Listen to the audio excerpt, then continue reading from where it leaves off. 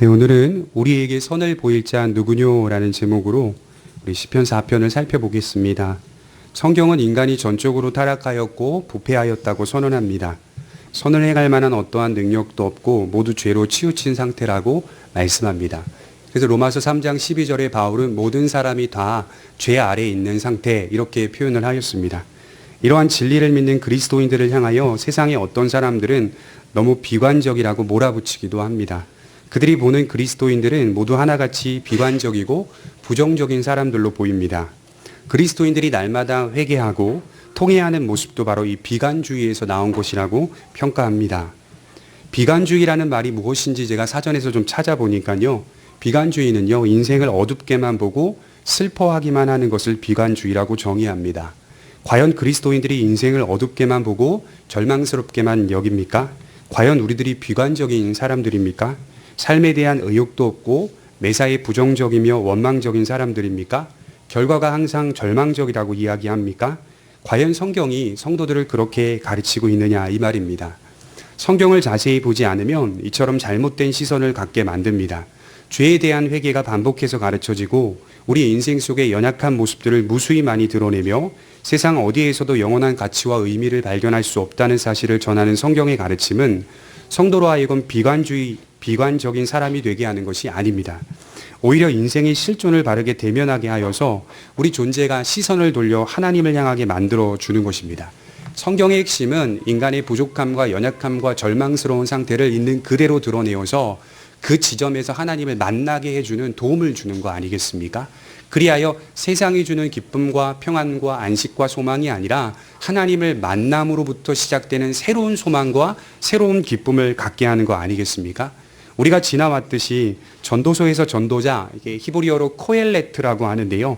그는 인생을 대표하는 철학자였습니다. 그가 세 가지 방식으로 인생의 참된 의미를 찾으려 했는데, 첫째는 인간이 가진 지혜와 정보, 지식을 통해 인생의 참된 의미를 헤아려 보려고 했습니다. 그러니까 쉽게 말해 학문적인 것을 통해 지식과 정보와 탐구와 연구를 통하여서 인생을 끌어줄 만한 새로운 의미와 가치가 무엇인지를 찾으려 했다는 겁니다.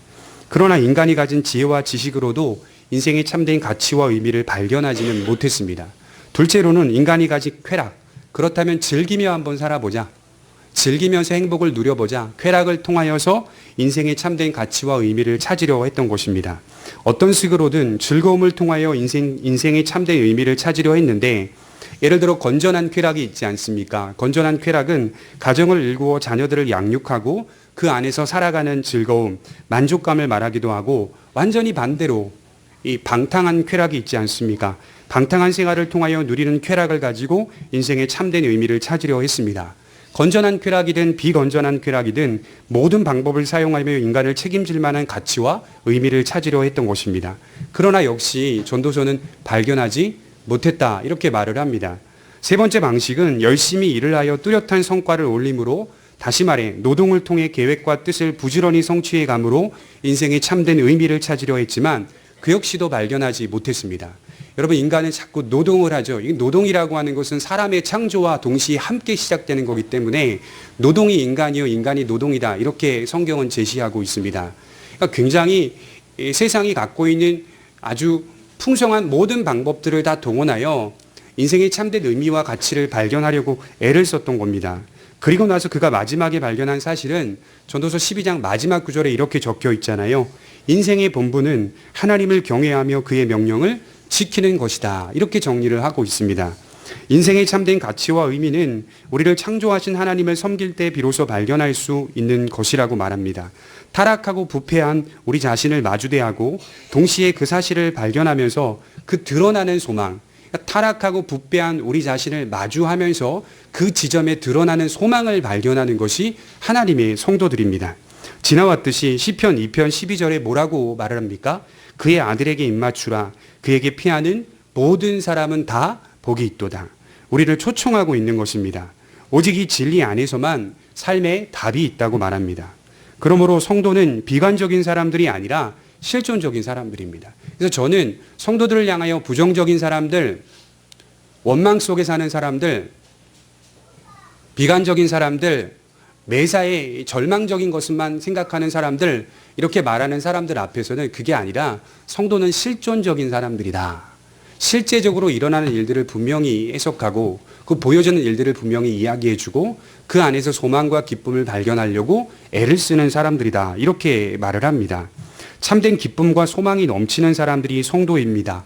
우리의 회개 속에는 하나님의 용서가 담보되어 있습니다. 어떤 분들이 이제 같이 함께 합심하여 기도하는데 교회에 새로 왔어요. 통성으로 기도하는데 옆에 계신 오랫동안 신앙생활을 하는 권사님이 눈물로 하나님께 회개하고 기도하며 간절히 간구하는 모습들을 옆에서 보다가 너무 많이 울고 너무 많이 통회하니까 이게 도와준답시고 휴지랑 막 이런 것들을 막 가지고 와가지고 기도를 중단시키고 막 닦으라고 막 이렇게 하시는 위로의 어떤 손길을 보입니다. 그분은 그럴 수 있어요. 아직 신앙생활을 오래 하지 못했기 때문에. 그러나 하나님을 만나고 거듭난 성도의 심령 속에서는 그 눈물이 불쌍한 눈물일 수 있겠지만 그 사람 안에는 평강과 기쁨의 눈물입니다.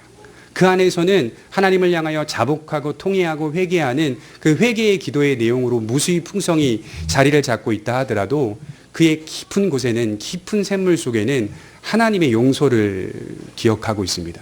하나님의 자비와 긍휼과 평강을 기념하고 있습니다. 그 안에서 우리는 기쁨과 소망을 발견하게 되는 것입니다.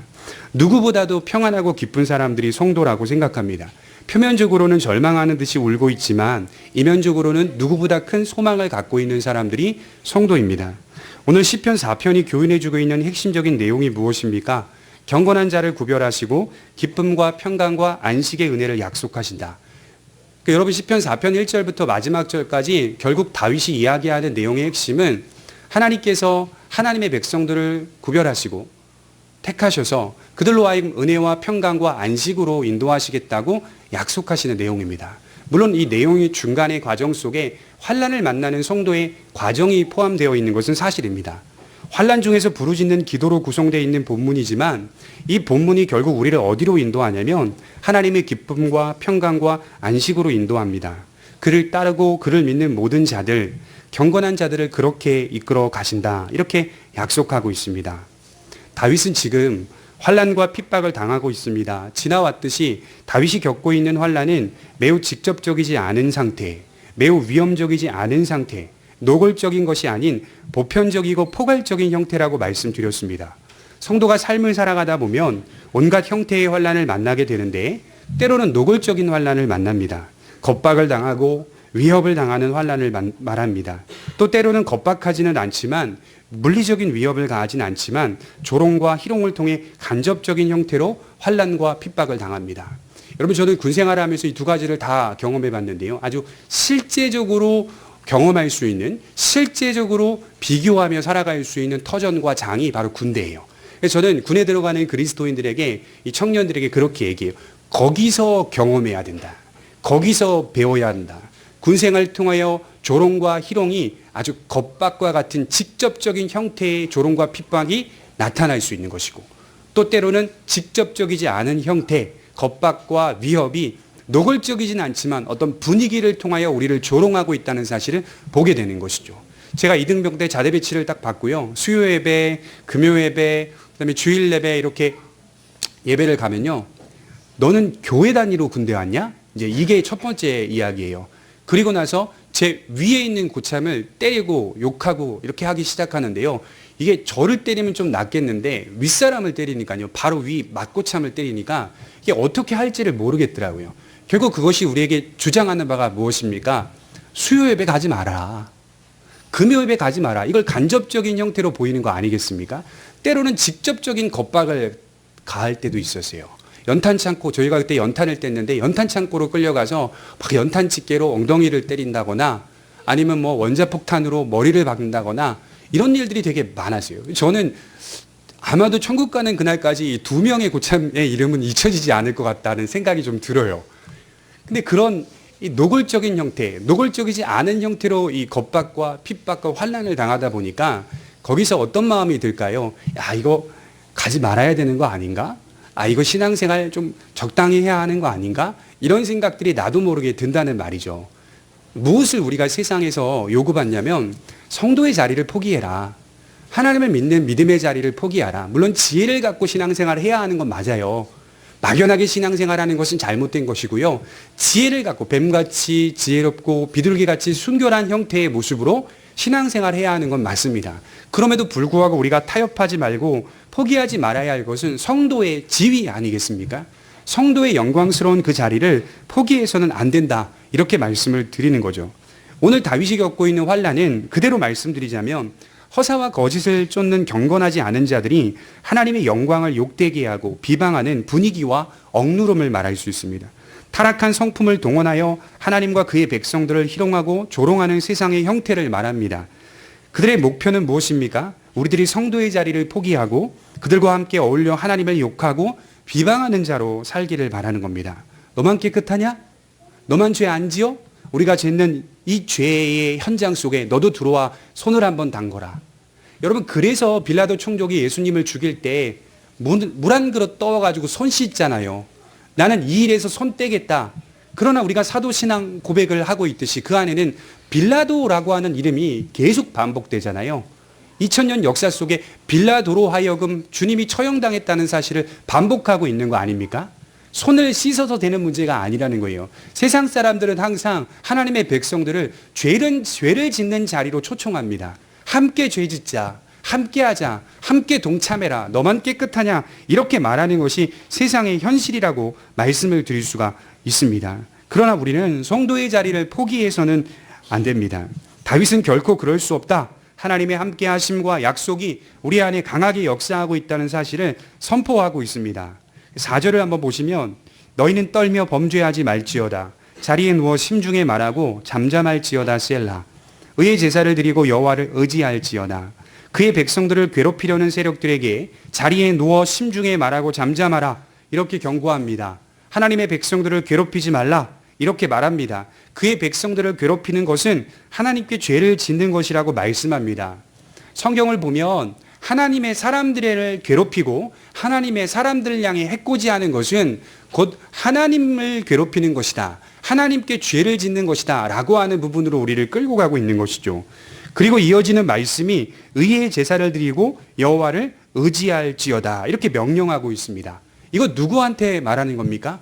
의의 제사를 드려라. 이거 누구한테 말씀하고 있는 거죠? 성도들에게 하는 말이 아니라 성도들을 괴롭히는 악인들에게 하는 말입니다. 여러분, 이거 참 주목하실 필요가 있어요. 단순히 악인들을 멸망시킬 대상으로 보지 않고 제거할 대상으로 보지 않는다는 거예요.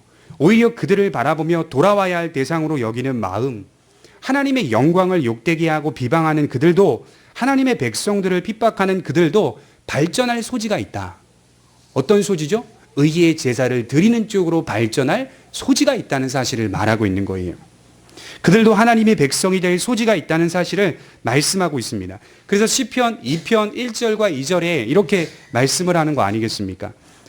어찌하여 이방 나라들이 분노하며 민족들이 헛된 일을 꾸미는가? 세상의 군왕들이 나서며 관원들이 서로 꾀하며 여호와와 그의 기름 부은 자를 대적하며. 모든 세상의 정세와 권세와 민족과 군왕들이 하나님을 분노하며 대적하고 있는데, 재밌는 사실은 시편 2편 마지막 12절에 그의 아들에게 입맞추라. 그에게 피하는 모든 자는 복이 있도다. 정사와 권세, 악한 군왕들, 민족들까지도 하나님께 피할 수 있는 가능성을 열어놓고 있다는 사실을 볼 수가 있는 것이죠. 우리가 여기서 자칫 위험한 부분이 바로 이런 것입니다. 악인들과 그 세력들을 향한 하나님의 심판이 있다는 사실을 아주 분명히 하되 그 심판 전에 반드시 권해야 한다는 하나님의 공유를 놓쳐서는 안 됩니다. 그들도 의의 제사를 드릴 수 있다는 적극적인 하나님의 마음을 전해야 합니다. 저는 이것을 불러드림이라고 정의했습니다. 마태복음 22장 9절을 한번 찾아보겠습니다. 마태복음 22장 9절입니다.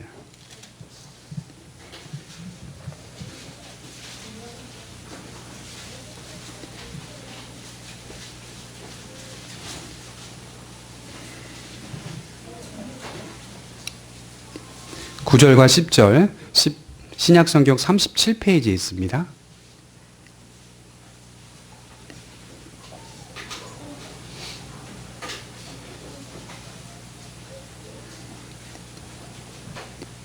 다시 한번 읽어보겠습니다. 시작. 내 거리 길에 가서 사람을 만나는 대로 혼인잔치에 청하여 오라 한대 종들이 길에 나가 악한 자나 선한 자나 만나는 대로 모두 데려오니 혼인잔치에 손님들이 가득한지라. 여러분, 예수님의 비유인데 혼인잔치의 비유입니다. 악한 자나 선한 자나 다 청하여 데려오라, 이렇게 초청하고 있는 거 아니겠습니까? 들어와 봤더니 악인과 선인이 가득해 있는 상태, 이것이 우리가 가진 사명 아니겠습니까? 나가서 우리가 권해야 하고, 나가서 우리가 악인들이나 선인들이나 불러들여야 할 책임이 있다라고 말씀을 드리는 겁니다. 먼저 된 성도의 마음속에 이 불러들임이라는 주님의 마음을 가져야 합니다. 믿지 않는 사람들에게 당했던 수많은 핍박과 환난 때문에 상종하기 싫은 사람들이 있는 것이 사실입니다. 때로는 정말 그래요.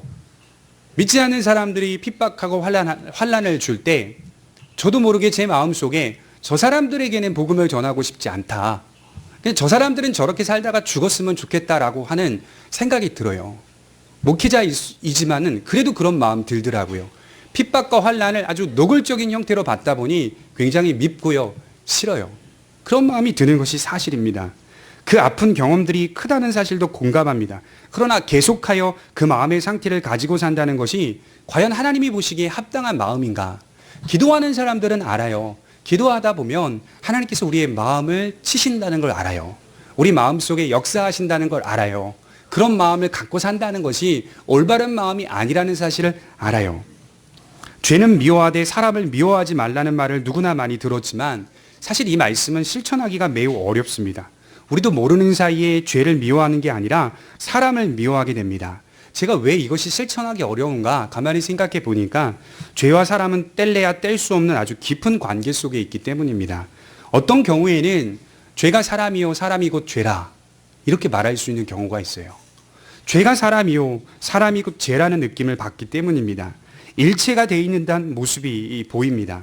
이 보여지는 타락한 인간의 본성을 보게 되면 죄와 아주 뿌리 깊이 밀접한 관계가 있다는 사실을 알기 때문입니다. 물론 시편을 보면 악인들에 대한 보복이 나타나길 간절히 바라는 말씀도 많이 발견할 수 있는데, 도저히 정신을 차리지 못하는 악인들에게 하나님의 진노하심이 임하기를 바라는 간구도 있습니다.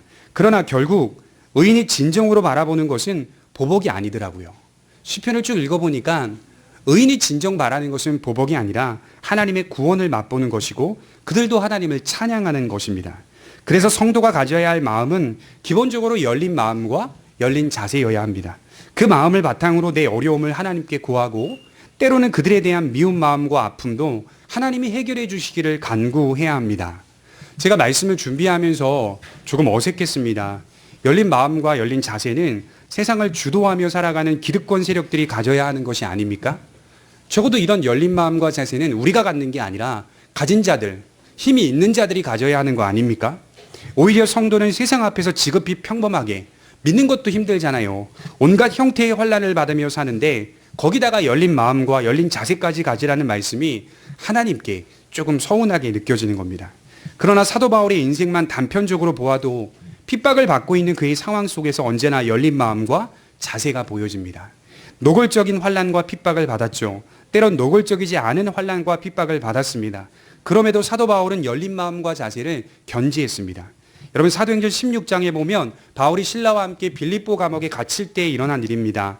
하나님은 바울과 신라의 찬송과 기도를 들으시고 아주 큰 지진을 일으키셔가지고 옥토가 움직이게 하고 옥문이 다 열리게 합니다. 그리고 바울과 신라가 차고 있던 수갑도 다 풀어지게 된 것이죠. 사도행전 16장 26절에 보면 이렇게 기록해요. 이에 갑자기 큰 지진이 나서 옥토가 움직이고 문이 곧 다 열리며 모든 사람의 매인 것이 다 벗어진지라. 간수가 자다가 깨어 옥문들이 열린 것을 보고 죄수들이 도망한 줄 생각하고 칼을 빼어 자결하려 하거늘. 간수는 죄수들이 도망갈 것을 염두하고 스스로 자살을 하려 합니다. 아, 도망갔겠구나. 그럼 나는 이제 어떡하나. 책임을 물기 때문에 자살을 시도하려고 합니다. 그러나 바울과 신라는 도망가지 않았어요. 오히려 자살을 시도하려는 간수를 향하여 멈춰라, 이렇게 말을 했어요.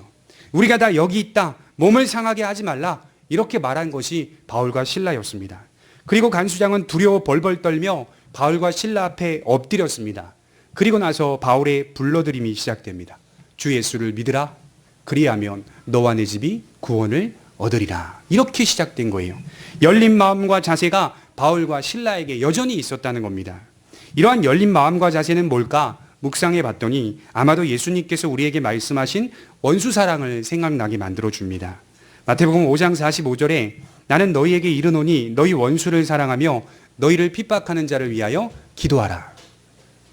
예수님께서 우리 원수 사랑의 실천을 말씀해 주셨죠. 너희를 박해하는 자를 위하여 기도하라. 열린 마음과 자세는 결국 원수 사랑의 실천이라고 말할 수 있습니다. 여러분 성경을 자세히 읽어보면요. 멸망은 항상 권면 다음에 나옵니다. 멸망이 바로 나오지 않더라고요. 하나님은 그냥 심판하지 않으십니다. 권면 다음에 심판하십니다. 그가 하나님의 교훈을 받기를 먼저 권하십니다. 그리고 나서 심판하십니다. 신자는 어떤 사명을 받은 것이냐면 심판의 사명을 받은 게 아닙니다. 우리는 권하는 사명을 받았습니다. 심판의 사명은 하나님의 진노하시는 손에 맡기는 겁니다. 심판은 하나님께 있다는 사실을 맡기고 우리에게 주어진 사명은 권면하는, 교훈하는 사명입니다. 세상 속에서 우리는 권하는 일을 하는 겁니다. 심판을 하나님께 맡기고 하나님을 향한 의의 제사를 드리도록 요구하는 겁니다. 솔로몬이 이런 말을 했어요.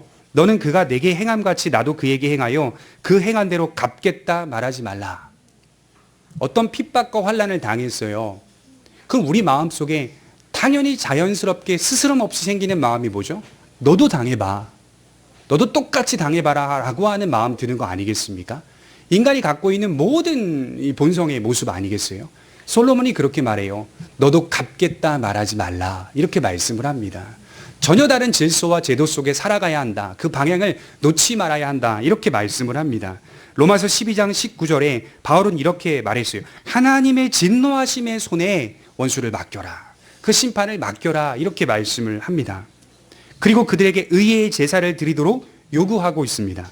그러면 4절에 말하는 의의 제사란 무슨 말입니까? 오직 하나님께만 사용될 수 있는 제사. 의란 무엇입니까? 오직 하나님에게서만 발견될 수 있는 거 아니겠습니까? 그건 두 가지 의미가 있을 거라고 생각해요. 첫째로는 하나님만이 의로우신 분이다. 세상 어떤 곳에서도 의를 발견할 수 없고 오직 우리가 신뢰하는 하나님만이 의로우신 분이다 라고 하는 고백일 것이고, 또 하나는 하나님이 우리의 의가 되신다. 그분이 우리의 의가 되신다라고 하는 신자의 덧입음, 하나님의 의를 덧입는다는 차원에서의 고백일 것입니다.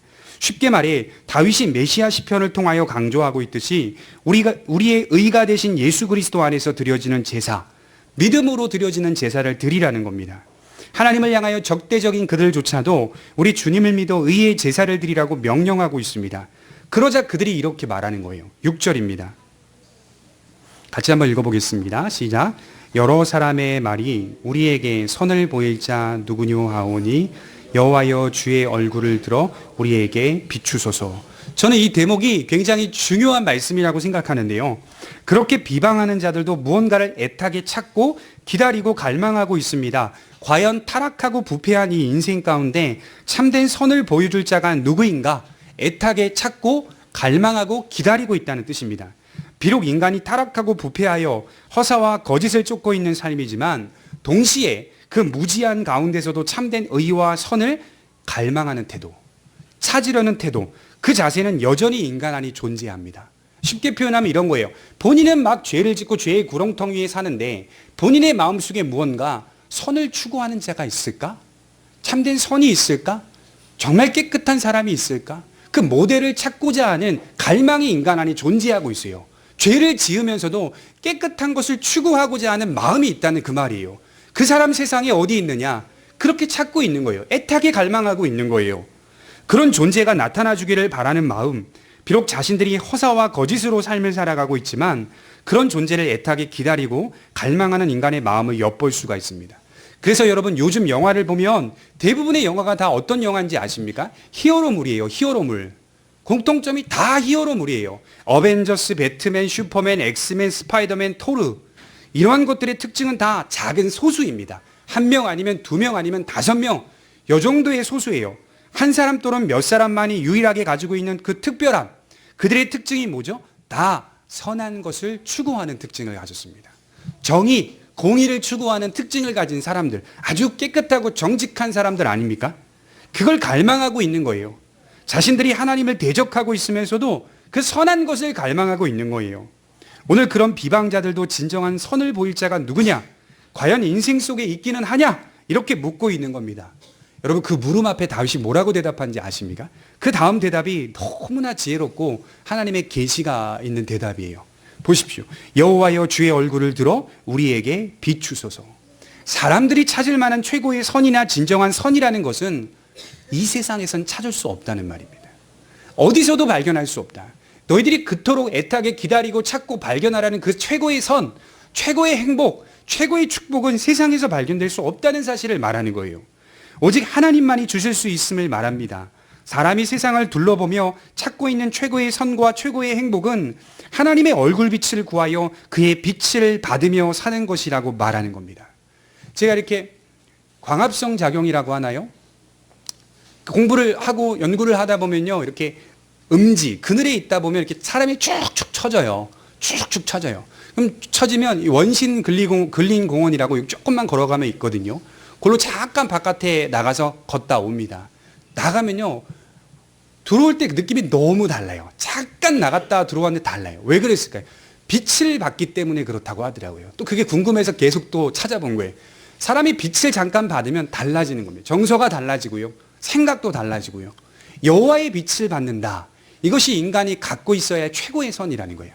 하나님을 갈망하는 것, 하나님을 바라보고자 하는 그 마음, 하나님 안에서 주어지는 빛을 소망하는 마음, 그것이 인간이 찾아야 될 최고의 선이라고 말씀을 하는 겁니다. 최고의 행복과 최고의 선은 하나님의 은총의 빛을 받아 사는 것이라고 말씀을 하는 겁니다. 그때 비로소 참된 선과 복을 보게 되는 겁니다. 그런 하나님을 만날 때 우리 다 그렇게 고백하는 거 아니겠습니까? 7절과 8절에 주께서 내 마음에 두신 기쁨은 그들의 곡식과 새 포도주가 풍성할 때보다 더하니이다. 내가 평안히 눕고 자기도 하리니 나를 안전히 살게 하시는 이는 오직 여호와이시니이다. 저들이 사랑하고 추구하는 이 땅의 좋은 것들이 주는 기쁨과는 전혀 다른 기쁨이요 평안과는 전혀 다른 평안이라고 말씀을 하는 겁니다. 여러분, 물질이 좋습니까? 안 좋습니까? 물질이 내게 들어오면 기쁩니까? 안 기쁩니까? 명예가 들어오면 기쁩니까? 안 기쁩니까? 거기서 기쁨이 있다고요. 주어지는 기쁨과 권세를 통하여 주어지는 기쁨과 물질을 통하여 주어지는 기쁨이 있다는 거예요. 근데 문제는 다윗이 발견한 평안과 기쁨은 그런 차원의 것이 아니라는 걸 발견한 거예요. 질적으로 다르다. 하나님이 주시는 은총의 빛, 그 안에서 주시는 내 마음에 두신 그 기쁨은 땅에서 나는 곡식과 새 포도주의 풍성함과는 질적으로 다르다. 이상하게 이런 것들은, 땅에서 나는 것들은 잠깐 기쁠 뿐이다. 그리고 이런 것들을 통하여 온갖 수많은 범죄가 저질러지는 것들을 볼 때 이런 것들은 불완전하다는 사실을 분명히 알게 된 거예요. 그리고 여호와의 빛을 통하여 주어진 내 마음에 두신 그 기쁨, 은총의 기쁨은 이 곡식과 새 포도주의 풍성함보다는 더하다. 이렇게 말씀을 하는 겁니다. 비교할 수 없을 만큼 질적 차이가 있다. 이렇게 표현해요. 그러니 다윗이 뭐라고 말을 합니까? 하나님을 신뢰하며 평안한 잠을 청할 수가 있다. 이렇게 8절을 말하는 거예요. 나는 잘 수 있다. 나는 평안한 잠을 청할 수 있다. 시편 3편 5절을 한번 보겠습니다. 시편 3편 5절입니다. 다윗이 지나왔듯이 함께 읽겠습니다. 시작. 내가 누워 자고 깨었으니 여호와께서 나를 붙드심이로다. 다윗은 이것을 계속 경험하고 있는 것 같아요. 공격을 받고 있는 자가 훨씬 불안해야 하는데 더 나은 상태라고 말을 하는 겁니다. 다윗이 압살롬에게 쫓겨가면서도 불안해하기보다 안식할 수 있었어요. 그리고 누워 자고 깰 수 있었어요. 그로 하여금 여호와께서 자신을 붙드신다는 사실을 알 수 있었습니다. 깨달을 수 있었습니다. 오늘 말씀도 8절에 그렇게 말씀을 하는 거예요. 내가 평안히 눕고 자기도 할 수 있다. 하나님이 주신 그 기쁨 속에서 하나님께 맡기며 평안을 유지할 수 있다. 공격을 하는 자가 더욱 불안한 상태라는 말입니다. 제가 사람을 만나보니까요, 어떤 사람들은 세상에서 어느 정도 가졌고 괜찮은 위치에 있음에도 불구하고 훨씬 불안해하며 경쟁적으로 사는 모습을 보게 됩니다. 이 대화를 들어보면요, 온갖 중심은 더 가지고 더 높이 올라가려는 마음과 태도입니다. 제가 볼 때는요, 멈춰야 될 것 같은데, 이 사람 멈춰야 될 것 같은데, 큰일 날 것 같은데 아예 그냥 빠져있는 사람들이 있어요. 충분히 이 사람 잠깐 멈추고 숨을 고르고 살아도 될 사람인데도 불구하고 계속 달려가는 사람들이 있어요. 더 불안한 상태, 만족이 없는 사람 아니겠습니까? 저는 그런 묵상을 했어요. 성도는 어떤 인생을 사는가? 달려야 할 때와 멈춰야 할 때와 걸어야 할 때를 아는 사람이 성도. 지금 열정을 쏟아 부어야 할 때는 열정을 쏟아붓는 사람. 지금 열정을 쏟지 않아도 될 때에는 쉴 수 있는 사람. 그 모든 것들 속에 내가 왜 멈출 수 있고 내가 왜 걸을 수 있고 내가 왜 달릴 수 있는지를 물어본다면 하나님을 신뢰하고 하나님으로부터 말미암아 주어지는 인도와 보호를 굳게 믿고 있기 때문이 아니겠습니까? 그것 때문에 우리는 그 방향과 그 목표를 설정하는 겁니다. 브레이크가 고장난 인생을 사는 것처럼 보입니다. 달리기만 하려 합니다. 그때 믿음의 사람들이 곁에서 하나님이 내 마음에 두신 기쁨은 당신이 가진 곡식과 새 포도주의 풍성함보다 더합니다. 이렇게 말해줄 수 있어야 돼요. 그런 사람 만나면 당신이 가진 곡식과 새 포도주의 풍성함보다 더합니다. 주님을 이야기하고 권하고 초청해 줄 수 있는 성도가 되어야 합니다. 그래야 그의 인생의 길을 바로잡아 줄 수 있는 사람들이 돼야 하는 겁니다. 비교할 수 없다. 오직 하나님의 은총의 빛을 받으라. 그런 인생을 사는 사람들에게 인간의 최고의 선은 세상에서 발견되는 게 아니라 하나님의 얼굴빛이라는 사실을 전해야 합니다. 그의 은혜를 구하며 그를 바라보며 살아가는 것을 말해 주어야 합니다. 그들의 그 열정이 허무한 데 쏟아 부어지지 않도록 인간이 가진 그 열정이 목표와 방향을 바로잡고 하나님의 은총의 그릇에 담기기를 가르쳐 주어야 합니다. 말씀을 정리하면서 이런 생각을 해봤습니다. 인간은요, 본성적으로 안정감을 추구하려고 한다고 합니다. 안정불감증 이런 말 하지만 사실은 그렇게 말한다 하더라도요, 모든 인간은 다 안정감을 추구하려고 한다고 합니다. 어떤 식으로든 안전한 것을 추구합니다. 동시에 인간은 또 모험도 감행합니다. 그런데 그 모험도 안전한 것을 추구하기 위한 결정이라고 합니다. 이 안전은 결코 세상 속에는 있지 않다. 이렇게 성경은 말해요. 안전함은 세상 가운데 있지 않습니다. 우리 8절을 같이 한번 읽어보고 마치겠습니다. 같이 한번 읽어보겠습니다. 시작. 내가 평안히 눕고 자기도 하리니 나를 안전히 살게 하시는 이는 오직 여호와이시니이다. 기도하겠습니다. 사랑의 하나님 아버지 감사합니다.